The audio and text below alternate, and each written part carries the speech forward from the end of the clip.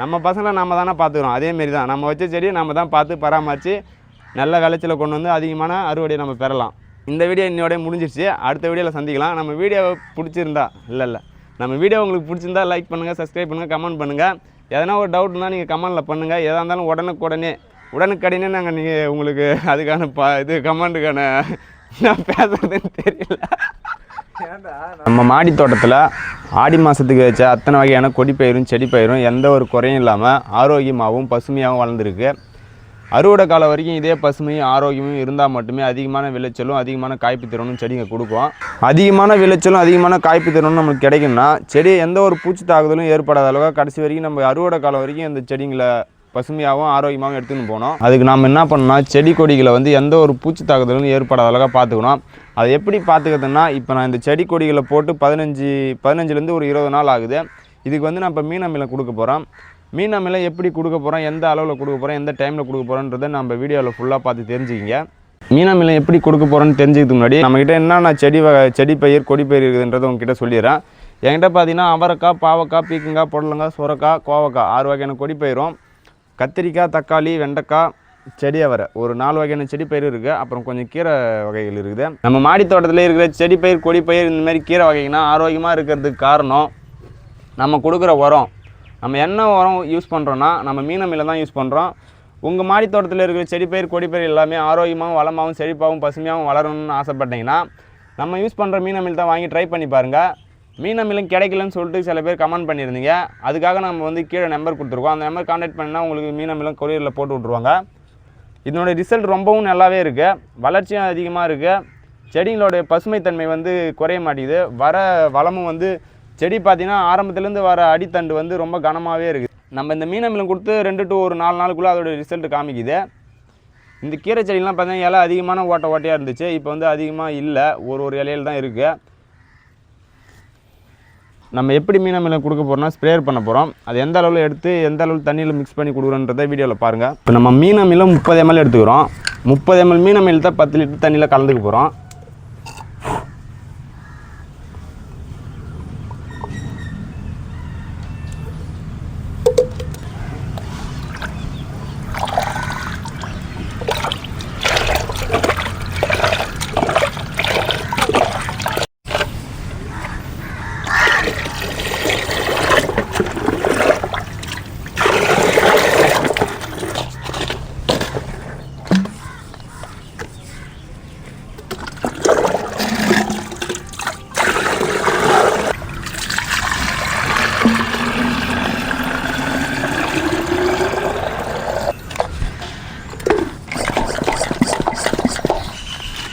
முப்பது ml மீன் அமிலம் 10 litre தண்ணியில் கலந்துக்கணும். அதை நம்ம ஸ்ப்ரேயர் பண்ண போகிறோம்.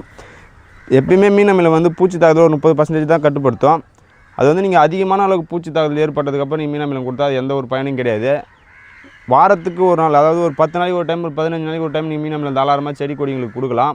இந்த மீன் அமிலத்தோட தன்மையே செடி பயிர் கொடி பயிருக்கு நல்ல விளைச்சலையும் நல்ல ஒரு அதிகமான மகசூலையும் கொடுக்கும். இது பார்த்திங்கன்னா வைக்கிற பூ எதுவும் கொட்டாது. இப்போ பூ வைக்கிற டைமில் நம்ம மருந்து அடிக்கணும். பார்த்திங்கன்னா இது இப்போ தான் ஆரம்பிக்குது இந்த பூச்சி, இந்த இலைப்பூச்சி. இதுக்கு நம்ம இப்போவே இந்த மீன் அமிலத்தை ஸ்ப்ரேயர் பண்ணோன்னா இது அதிகமான செடிகளுக்கும் இதே செடியில் இருக்கிற இலைங்களுக்கும் பரவாது. நம்ம ஒரு செடியை ஆரம்ப ஸ்டேஜ்லேருந்தே எந்த ஒரு பூச்சி தாக்குதலும் எந்த ஒரு பாதிப்பும் இல்லாமல் ஆரோக்கியமாகவும் வளமாகவும் கொண்டு வந்தோன்னா அது விளைச்சலும் காய்ப்பு திறனும் அதிகமாகவே கொடுக்கும். இப்போ நம்ம நடுவில் எதனா ஒரு பூச்சி தாக்குதல் ஏற்பட்டு செடி அதோடைய வளர்ச்சியை குறைச்சிக்கின்னு மறுபடியும் அதை ஃபஸ்ட்லேருந்து நம்ம ஒரு உரமோ இது எதனா ஒரு கெமிக்கல் மருந்து கொடுத்து மறுபடியும் நல்ல வளர்ச்சிக்கு ஏற்றினா அது அதிகப்படியான மகசூல் நீங்கள் நினைக்கிற மாரி எதிர்பார்க்குற அளவுக்கு ஒரு காய்ப்பு திறனை கொடுக்காது. அதனால் எந்த ஒரு செடி பயிராக இருந்தாலும் கொடி பயிராக இருந்தாலும் பூச்செடிகளாக இருந்தாலும் ஆரம்பத்திலேயே பூச்சி தாக்குதலுக்கு முன்னாடியே ஒரு மருந்தை கொடுத்துருங்க. இந்தமாரி இயற்கையான மீன் அமிலம், பூச்சி விரட்டி, பஞ்சகாவியா இந்தமாரி லிக்விடே நீங்கள் யூஸ் பண்ணுங்கள். போயிட்டு கடையில் போயிட்டு கெமிக்கல் வாங்கி யூஸ் பண்ணால் இது நம்ம சாப்பிட்ற பொருள், நம்ம வீட்டுக்குன்னு விளைவிக்கிறோம். அதனால் உங்களுக்கு சொல்கிறேன். இது பார்த்திங்கன்னா செடி அவரை. இந்த செடி கருங்கருன்னு பசுமையாக இல்லாமல் மஞ்சள் கலரில் மஞ்சள் புத்தால் ஆகிறதுக்கு காரணம் மழை அதிகமாக பெஞ்சுது. அந்த மழை தண்ணியெல்லாம் பேக்கில் நின்னதுனால இந்த செடி இந்த அளவுக்கு மஞ்சள் ஆயிடுச்சு. இப்போ இது பீக்கங்காய் கொடி. இது பார்த்திங்கன்னா கொஞ்சம் டார்க்காக பச்சையாக இருக்குது. இது இதோடைய பூச்சி தாக்குதல் இது பக்கத்துலேயே இருந்தாலும் இதுக்கு பரவும். இப்போ இந்த இலையிலையும் வந்து ஓட்ட விழ ஆரம்பிக்குது. இது வந்து இலைப்பூச்சி. இது வந்து நம்ம இப்போயே நம்ம ஸ்ப்ரே பண்ணிட்டோன்னா இது அதிகமாக பரவாது. அதனால் எதுவாக இருந்தாலும் ஒரு ஆரம்ப ஸ்டேஜ்லேயே நீங்கள் உரத்தை கொடுத்துருங்க. ஏன்னா அதிகமான பூச்சித்தாக்கல் ஏற்பட்டதுக்கப்புறம் நம்ம எந்த ஒரு ஸ்ப்ரே பண்ணுறதும் அது வேஸ்ட்டு, அதுக்கு பயன் இல்லாமல் தான் போகும். அப்படியே அது மறுபடியும் அந்த செடி வளர்ச்சிக்கு வந்தாலும் அதிகமான காய்ப்பு திறனை கொடுக்காது.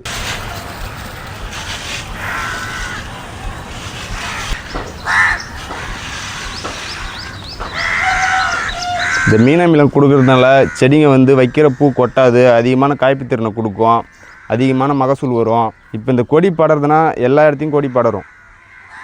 பார்த்தீங்கன்னா ஒரு கணுக்கும் கொடி வந்து சைடு கிளப்பு வருது. இதுனா நம்ம ஒரு கயிறு கட்டி விட்டோம்னா கொடி படரும் தன்மை அதிகமாகும், வைக்கிற பூ எதுவும் கொட்டாது, காய்க்கிற காய்களும் ரொம்பவும் பெருசாகவும் அதிக எடையும் கொடுக்கும். பூச்சித்தாக்கு முன்னாடி உரம் கொடுக்கணும்னு சொல்லிட்டு உங்ககிட்ட சொல்லியிருந்தேன். அதே போல் உரம் கொடுக்கறதுக்கு முன்னாடி இந்த மாதிரி செடிக்கிட்ட இருக்கிற மண்ணை எல்லாத்தையும் இந்த மாதிரி கிளறி விடுங்க. ஏன்னா மழை பெஞ்சு நம்ம ஊற்றுற தண்ணியால் இந்த மண் எல்லாம் இறுக்கி போய் செடியோட அடித்தண்டையும் அந்த செடிக்கு போகிற நரம்பையும் இறுக்கிக்கின்னு இருக்கும். அதனால் அதுக்கு போதுமான சத்து போய் சேராது. இந்த மாதிரி அதில் இருக்கிற பில்லு, சின்ன சின்ன செடி இது எல்லாத்தையும் பிடுங்கி போட்டுட்டு நம்ம உரம் கொடுத்தோன்னா நம்ம கொடுக்குற உரம் நேராக அந்த பயிருக்கு மட்டும் போய் சேரும். செடியோட வேரை பிடிச்சி எதனா தோண்டி விட்றாதீங்க, பார்த்து கொஞ்சம் கவனமாக பண்ணணும் இதை. ஏன்னா இது வந்து பேக்கில் இருக்கிறதுனால நமக்கு வந்து அவ்வளோவா வாட்டமாக இருக்காது, கொஞ்சம் பார்த்து தான் செய்யணும். இப்படியெல்லாம் நம்ம செஞ்சால் தான் அதிகமான விளைச்சலையும் அதிகமான மகசூலையும் நமக்கு கிடைக்கும். நம்ம மட்டும் செடி நட்டோம் கொடி நட்டோம் நம்ம கடமைக்குன்னு ஒரு உரம் கொடுக்குறதா இருந்தாலும் சரி, செடியை பராமரிக்க இருந்தாலும் சரி, அது வந்து அந்த அளவுக்கு பலனை கொடுக்காது. எதுவாக இருந்தாலும் நம்ம எந்த அளவுக்கு அதுக்கு ஒரு உழைப்பை கொடுக்குறோமோ அதுக்கான பலனை தான் அந்த செடி கொடிகளும் நமக்கும் கொடுக்கும். செடியில் இருக்கிறப்ப பில்லு இருக்கிறப்ப எப்படி இருந்தது, க்ளீன் பண்ணதுக்கப்புறம் இந்த செடி பார்க்குறதுக்கே ஒரு அழகாக இல்லை. இது கொடி அவரை. இந்த பில்லு இந்த பூண்டை நான் ஏன் பிடுங்குறேன்னு கேட்டிங்கன்னா, நம்ம கொடுக்குற உரம் வந்து முழுசாக இந்த செடிக்கே போய் சேரணும், அந்த ஒரு காரணம் மட்டும்தான். செடி பயிர் கொடி பயிரில் முக்கியமானது பராமரிப்பு ஒன்று தான். அந்த பராமரிப்பை கரெக்டாக நம்ம செஞ்சோன்னா அதுக்கான பலன் அதிகமாகவே கிடைக்கும். பாதுகாப்பான பயிர் வைக்கும் முறையில் இதுவும் ஒன்று. இது முக்கியமானது. நீங்கள் அடிக்கடி இந்த மாதிரி இருக்கிற பில்லு பூண்டை பிடுங்கி போட்டு எந்த உரம் கொடுத்தாலும் கொடுங்க. அதான் வந்து செடி கொடி பயிர்களுக்கு வந்து ஒரு வளமான ஆரோக்கியமான செழிப்பான பசுமையான வளர்ச்சியை கொடுக்கும்.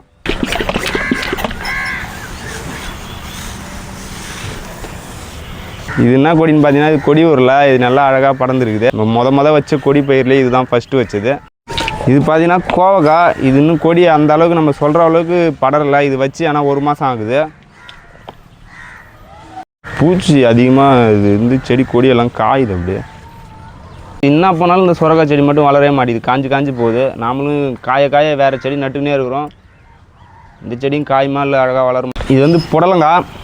இதிலே வந்து மழை தண்ணி அதிகமாக நின்று செடி பார்த்தீங்கன்னா உங்களுக்கே தெரியும் எந்த அளவுக்கு மஞ்சளாக இருக்குதுன்னு. இந்த செடி ஆனால் பிழைக்கிறது கஷ்டம்தான். அதை நம்ம வந்து எப்படியாச்சும் காப்பாற்றணும்.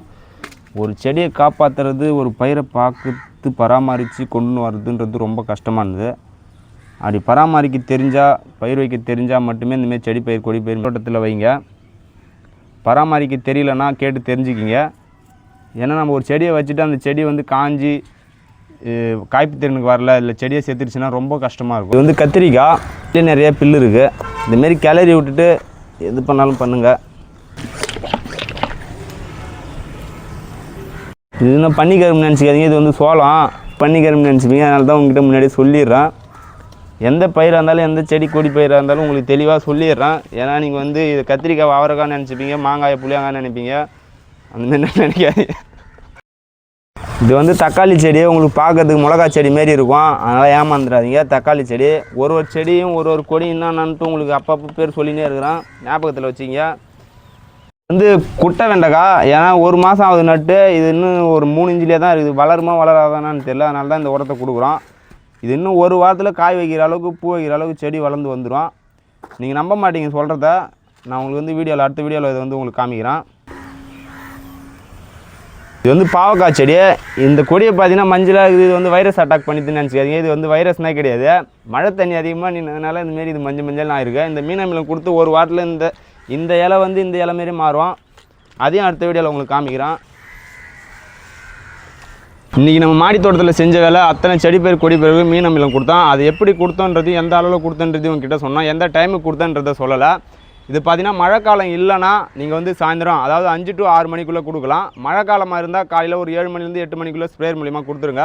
ஏன் மழை காலத்தில் காலையில் கொடுக்க சொல்கிறேன்னா, பகலில் அந்த அளவுக்கு மழை வர்றது கொஞ்சம் கம்மியாக இருக்கும், நைட்டில் கண்டிப்பாக மழை பெஞ்சுன்னு இருக்குது. அதனால் நீங்கள் காலையில் கொடுக்குறது, மழை காலத்தில் காலையில் கொடுக்குறது ரொம்ப நல்லது. இப்போ இந்த கோவக்கொடி பார்த்தீங்கன்னா இந்த துளிர் வந்து கருவுது. இப்போ தான் இதுக்கு நம்ம மீன் ஸ்ப்ரே பண்ணிடுவோம். இந்தமாரி உங்கள் வீட்டுக்கு உங்கள் மாடி தோட்டத்தில் இருக்கிற கோவ கொடி எந்த கொடியாக இருந்தாலும் இந்தமாரி கொழுந்து வந்து கருவிச்சுன்னா அதை நீங்கள் வந்து இந்த அளவில் கட் பண்ணி விட்ருங்க. கட் பண்ணிட்டுனா இதுலேருந்து புது துளிர் வைக்கும். இதுலேயும் அதே நிலைமை தான். இந்தமாரி கருகிறதுக்கு காரணமே நம்ம ஒரு பூச்சி தாக்கலை ஆரம்பிக்கிறதுக்கு முன்னாடியே ஒரு மருந்தை கொடுத்துடணும். ஆரம்பித்ததுக்கப்புறம் எந்த ஒரு உரம் கொடுத்தாலும் அதோடைய பயன் வந்து ரொம்பவும் கம்மியாக தான் இருக்கும். அதனால் இந்தமாரி மாடி தோட்டத்தில் கொடி பயிர் செடி பயிர் பூச்செடி வளர்க்கணும்னு ஆசைப்பட்றவங்க வாரத்துக்கு ஒரு டைம் இல்லை ஒரு 15 நாளைக்கு ஒரு டைம் செடிங்களுக்கு எதனா ஒரு இயற்கை உரம் கொடுங்க.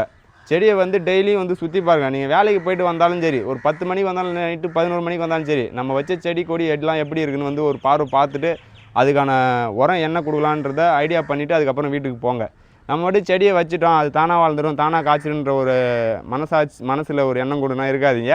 அதனால் கண்டிப்பாக வந்து நடக்காது. நம்ம வச்ச செடியை நம்ம பார்த்தா மட்டும்தான் அதுக்கான வளர்ச்சியும் அதுக்கான பலனும் கிடைக்கும்.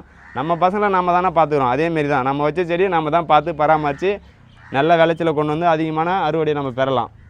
இந்த வீடியோ இன்னையோட முடிஞ்சிருச்சு. அடுத்த வீடியோவில் சந்திக்கலாம். நம்ம வீடியோவை பிடிச்சிருந்தா நம்ம வீடியோ உங்களுக்கு பிடிச்சிருந்தா லைக் பண்ணுங்கள், சப்ஸ்கிரைப் பண்ணுங்கள், கமெண்ட் பண்ணுங்கள். எதனா ஒரு டவுட்னா நீங்கள் கமெண்டில் பண்ணுங்கள். எதாக இருந்தாலும் உடனுக்குடனே நாங்கள் நீங்கள் உங்களுக்கு அதுக்கான கமெண்ட்டுக்கான நான் பேசுறதுன்னு தெரியல.